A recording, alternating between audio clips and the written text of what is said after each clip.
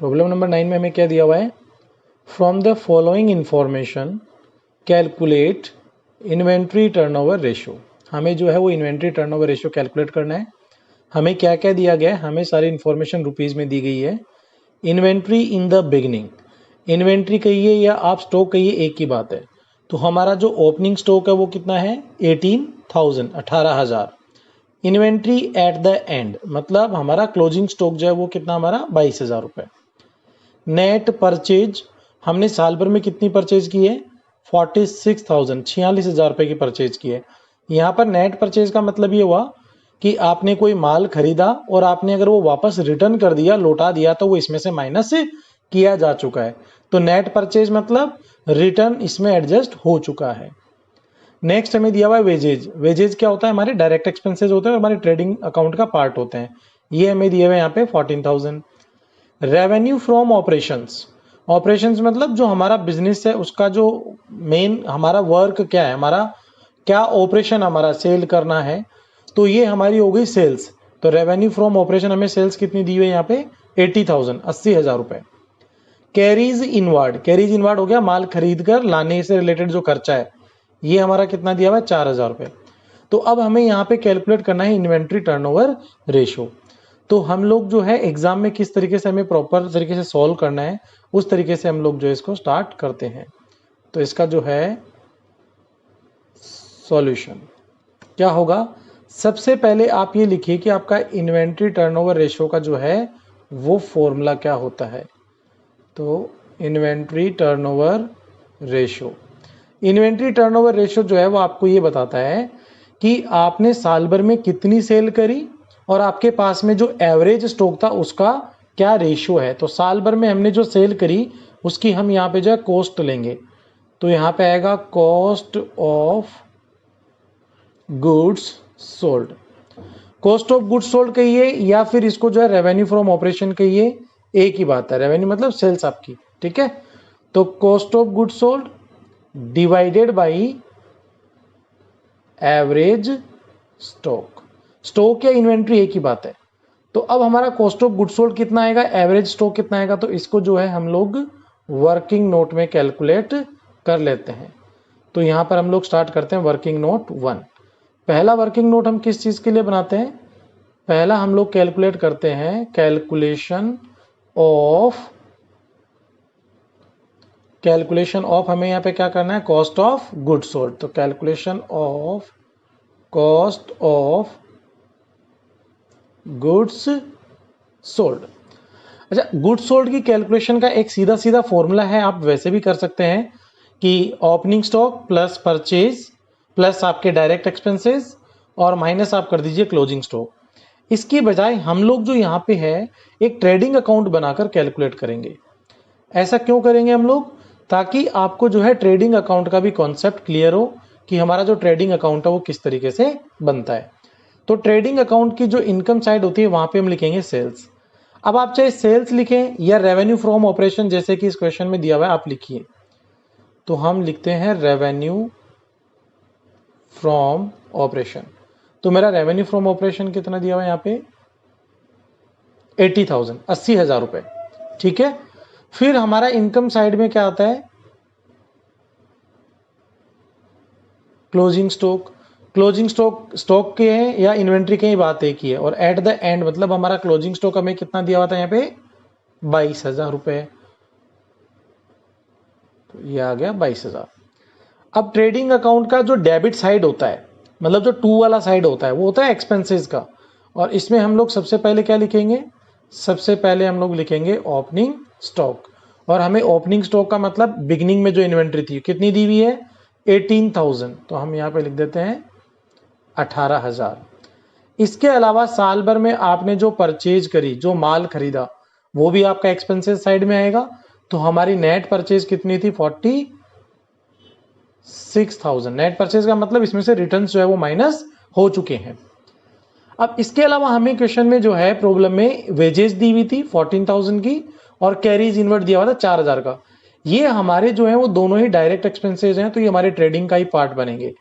तो हम जो है यहाँ पे लिख देते हैं 2 वेजेस और हमारी जो वेजेस है ये है 14,000 और इसके अलावा हमारी जो कैरीज इनवर्ड है, कैरीज इनवर्ड हमें दिया हुआ है 4000। अब आपके ट्रेडिंग अकाउंट में जो है आपने जो भी आपको इंफॉर्मेशन दी हुई थी वो नोट डाउन कर दी है। अब यहां पर आपका ट्रेडिंग अकाउंट में अगर डेबिट साइड ज्यादा है, डेबिट का मतलब एक्सपेंसेस, अगर ये एक्सपेंसेस ज्यादा है तो आपके होगा लॉस, ग्रॉस लॉस हम इधर कैलकुलेट करेंगे। और अगर आपकी इनकम साइड ज्यादा है तो डेबिट साइड में आएगा आपका प्रॉफिट। तो हम जो है टोटल करके देख लेते हैं, हमारा जो इनकम साइड है, इनकम साइड का टोटल कितना हो रहा है 80,000 और 22,000, इनको ऐड करेंगे तो आएगा 1,02,000। इधर हमारा जो डेबिट साइड है वो कितना हो रहा है 18,000 का ओपनिंग स्टॉक है, परचेज है 46, तो इन दोनों को हम लोग ऐड करेंगे तो ये हो गया आपका 64। 64 में फिर आप जो है 14,000 ऐड कर दीजिए वेजेस के, तो ये हो गया आपका 64 प्लस 14 78, और 78 में जो है वो आप 4,000 का ये ऐड कर दीजिए वेजेस, तो ये आ गया हमारा 82,000 का जो है इधर टोटल आएगा। अब अगर 82,000 का अगर टोटल है, इसका मतलब हमारा जो डेबिट साइड का टोटल है वो कम है, तो डेबिट साइड में जो डिफरेंस आएगा 1,02,000 हमारा टोटल होना चाहिए, 82 में से माइनस कर देंगे तो 20,000, 20,000 का, ये हमारा क्या कैलकुलेट हुआ यहाँ पे ग्रॉस प्रॉफिट, इसको हम लिख देंगे बैलेंसिंग फिगर से। अब देखिए हमारे से फॉर्मूले में जो रिक्वायरमेंट है वो क्या है, हमारी जो रिक्वायरमेंट है वो है कॉस्ट ऑफ गुड सोल्ड, लेकिन हमने तो यहाँ पे ट्रेडिंग अकाउंट बनाया है। तो अब आप जो है यहाँ पे समझिए कि cost of good sold calculate करने के दो तरीके होते हैं।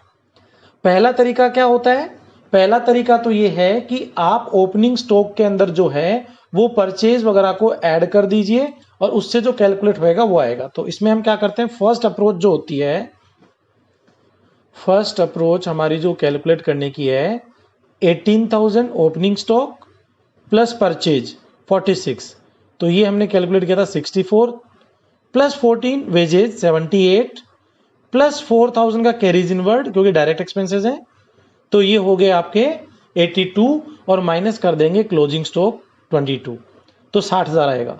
एक दूसरा तरीका होता है कि आपने कितनी सेल करी 80,000 की, 80,000, उसमें से सीधा आप अपना ग्रॉस प्रॉफिट माइनस कर दीजिए 20,000 का, तो वो भी कॉस्ट ऑफ गुड सोल्ड होता है। तो हम यहाँ पे जो है कॉस्ट ऑफ गुड सोल्ड को जो है वो दोनों तरीके से कैलकुलेट करके देख लेते हैं। कॉस्ट ऑफ गुड सोल्ड क्या हो गया, ओपनिंग स्टॉक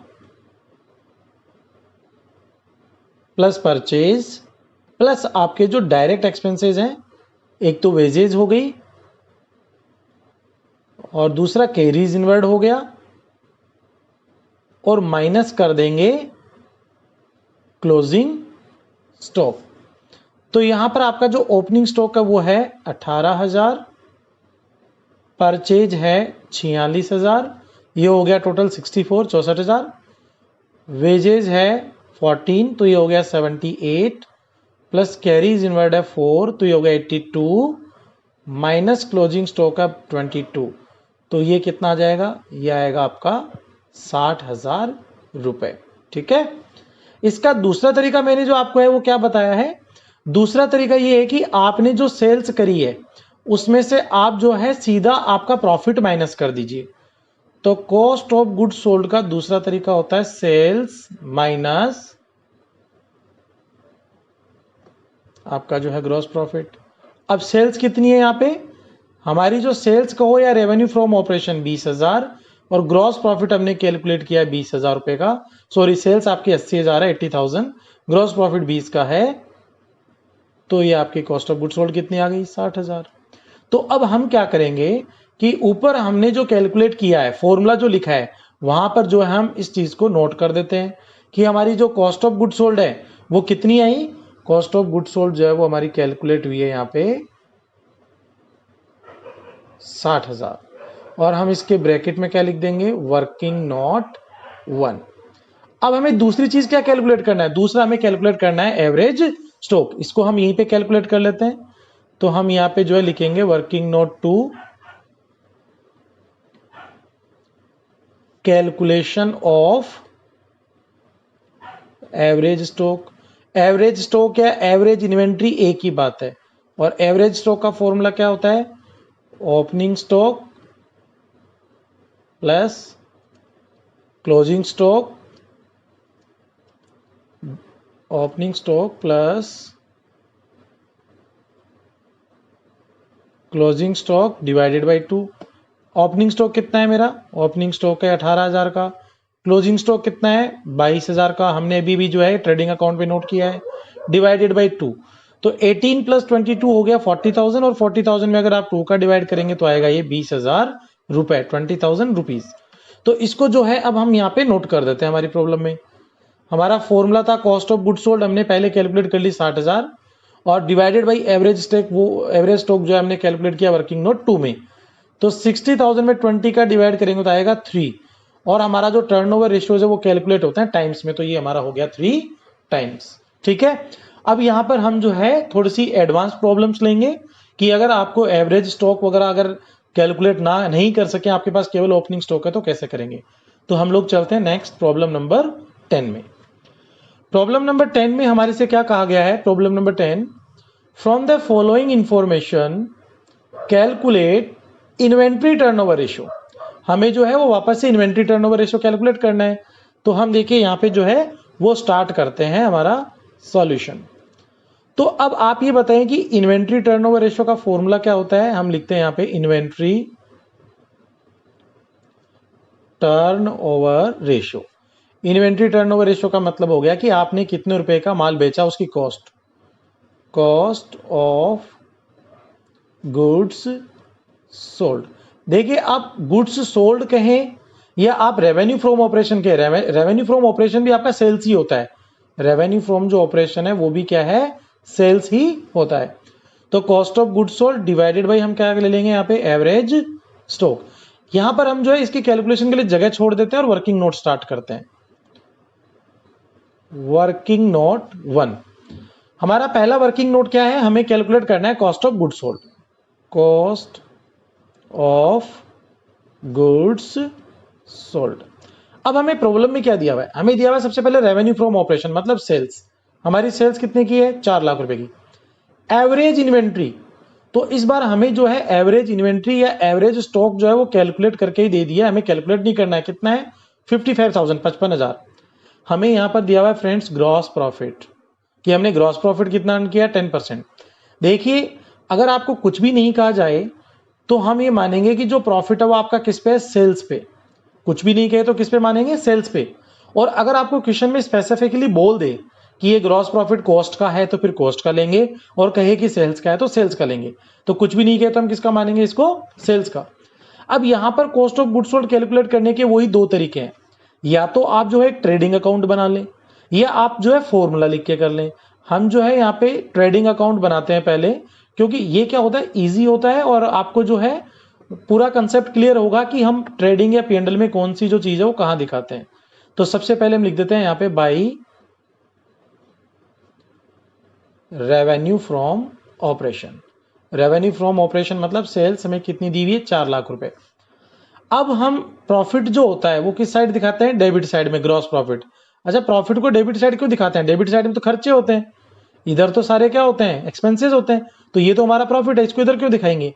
इसको इधर दिखाते हैं क्योंकि अगर आपकी जो इनकम साइड है अगर उसका टोटल ज्यादा हो गया और आपके खर्चे कम है तभी तो प्रॉफिट हुआ। तो दोनों साइड को बैलेंस करने के लिए यहाँ पे हमें प्रॉफिट के रूप में जो अमाउंट दिखानी पड़ेगी बैलेंसिंग फिगर से। तो अब मेरा ग्रॉस प्रॉफिट कितना है? ग्रॉस प्रॉफिट इसने हमें कहा है 10%। 10% मैंने कहा अगर कुछ भी नहीं कहे तो किसका मानेंगे? सेल्स का। हमारी सेल्स कितनी है? 4 लाख। तो 4 लाख का 10% जो है वो कितना हो गया? बिल्कुल सिंपल कैलकुलेशन है, 40,000 रुपए। तो अब अगर आपको यहाँ पे cost of good sold calculate करना है तो कॉस्ट ऑफ गुड सोल्ड मैंने आपको पिछली प्रॉब्लम में भी बताया था, 2 तरीके हैं। पहला तरीका है opening stock plus purchase plus direct expenses minus closing stock, लेकिन हमें वो सब तो दिया हुआ ही नहीं है। तो दूसरा तरीका क्या है हमारा? सेल्स या रेवेन्यू फ्रॉम ऑपरेशन में से जो है वो हम लोग ग्रॉस प्रॉफिट माइनस कर देंगे। तो यहाँ पे मेरी जो सेल्स है वो है 4 लाख की, मेरा जो ग्रॉस प्रॉफिट है वो कितना है? 40,000 का। तो मेरी कॉस्ट ऑफ गुड सोल्ड कितना आ गया? 3,60,000 रुपए। ठीक है। आप जो है यहाँ पे यूनिट्स जरूर लिखिएगा, नहीं तो एग्जाम में आपके मार्क्स कट सकते हैं कि ये रुपीज है, डॉलर है या यूरो है, क्या है, तो हमें मेंशन करना जरूरी है। तो हमारा कॉस्ट ऑफ गुड्स सोल्ड हमने कितना कैलकुलेट किया है, हम यहाँ पे लिख देते हैं 3,60,000, और ये जो है हमने किस में कैलकुलेट किया, वर्किंग नोट 1 में, तो हम यहाँ पे मेंशन कर देंगे। Divided by average stock, average stock जो है वो आपको दिया हुआ है और वो कितना है 55,000, 55,000। तो इसकी वजह से हमारा जो इन्वेंट्री टर्नओवर रेशियो कितना कैलकुलेट होगा, ये आएगा 6.55। और देखिए यहाँ पे आगे आपको यूनिट लिखना जरूरी है कि ये परसेंटेज में है या कैसे है, तो ये परसेंटेज में नहीं, ये कैलकुलेट होता है टाइम्स में कि कितने गुना हमने सेल करी। हमने हमारे एवरेज स्टॉक से 6.55 टाइम्स, 6.55 गुना ज्यादा जो है वो सेल करी है। ठीक है, तो अब हम लोग लेते हैं हमारी नेक्स्ट प्रॉब्लम, प्रॉब्लम नंबर 11। इस प्रॉब्लम में हमारे से क्या पूछा गया है, यहां पे हमें दिया हुआ है ए trader carries an average inventory of, देखो आपको डायरेक्ट ही दे दिया है, एवरेज इन्वेंट्री ऑफ ₹40,000 की एवरेज इन्वेंट्री कितनी है हमारी, ये है 40,000 की। His inventory turnover ratio is 8 times, आपको इन्वेंट्री टर्नओवर रेशियो भी दे दिया है। हम तो क्या कैलकुलेट करते हैं, इन्वेंट्री टर्नओवर ही कैलकुलेट करते हैं, हमें तो वही दे दिया, तो हमें क्या करना है इसमें, आगे देखते हैं। If he sells goods at a profit of 20%, अगर वो अपने जो गुड्स है वो सेल करता है 20% प्रॉफिट पे, 20% प्रॉफिट किस पे, on revenue from operation, revenue from operation का मतलब सेल्स, तो यहां पर हमें 20% प्रॉफिट दिया हुआ, किस पे दिया हुआ है, सेल्स पे दिया हुआ है, कॉस्ट पे नहीं है, सेल्स पे दिया हुआ है, क्लियरली लिखा हुआ है। अगर कुछ भी नहीं कहे तो भी हमें सेल्स पे लेना होता है। ठीक है, find out the gross profit, आप जो है वो ग्रॉस प्रॉफिट बताइए।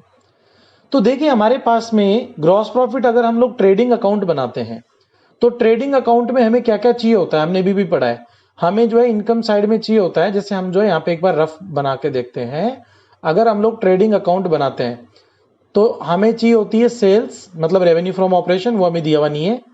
हमें चाहिए होता है ग्रॉस प्रॉफिट, इधर कैलकुलेट होता है, इधर होती है कॉस्ट। तो अगर मेरे को सेल्स पता लग जाए और मेरे को कॉस्ट पता लग जाए तो मैं जो है ग्रॉस प्रॉफिट कैलकुलेट कर लूंगा। हमें क्या कैलकुलेट करना है, ग्रॉस प्रॉफिट तो कैलकुलेट करना है। तो अब ना तो हमारे पास में सेल्स है, ना हमारे पास में कॉस्ट है, लेकिन हमारे पास में जो दिया हुआ है इन्वेंट्री टर्नओवर रेशियो, हम जो उससे स्टार्ट करते हैं, उससे क्या क्या कैलकुलेट हो सकता है। तो चलिए स्टार्ट करते हैं इसको। सबसे पहले हमें दिया हुआ है, हम स्टार्ट करते हैं सॉल्यूशन। इन्वेंट्री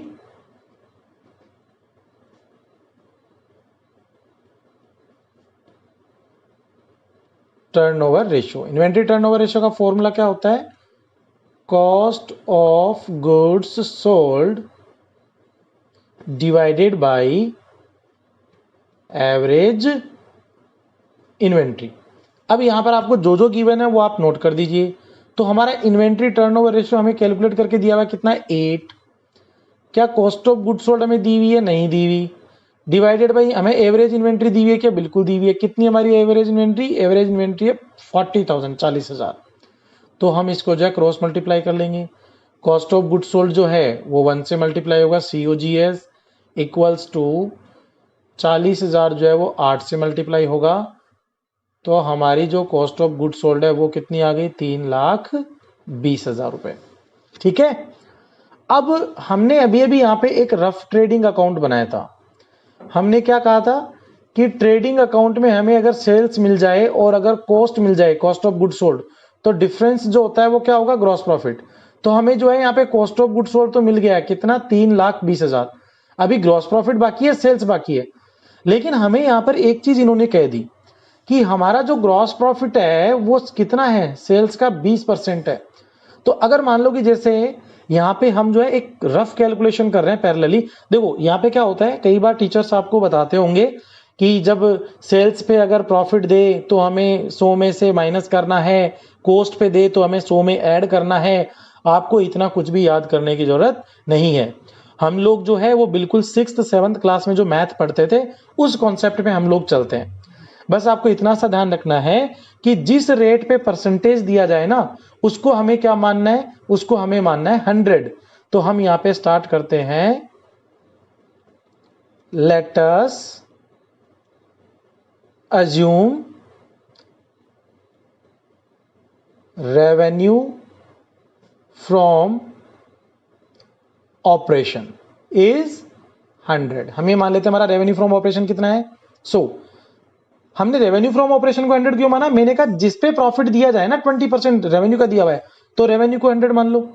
तो अब एक बात बताओ, अगर आपका रेवेन्यू अगर 100 है तो आपका प्रॉफिट कितना है? रेवेन्यू का 20%, मतलब 100 का कितना हो गया? 20 रुपए। अब आप अगर रेवेन्यू में से अगर प्रॉफिट माइनस कर देंगे तो आपके क्या आ जाएगा? Cost of good sold. तो कॉस्ट ऑफ गुड सोल्ड कितना हो गया? 80। तो बस अब आपकी जो प्रॉब्लम है वो डायरेक्ट सॉल्व हो जाएगी। हमें यहाँ पे क्या कैलकुलेट करना है? Gross profit. तो अब हम यहाँ पे ये लिखेंगे, अगर मेरा जो है कॉस्ट ऑफ गुड सोल्ड अगर 80 रुपए का है, ठीक है, तो मेरा प्रॉफिट कितना है? 80 रुपीज का।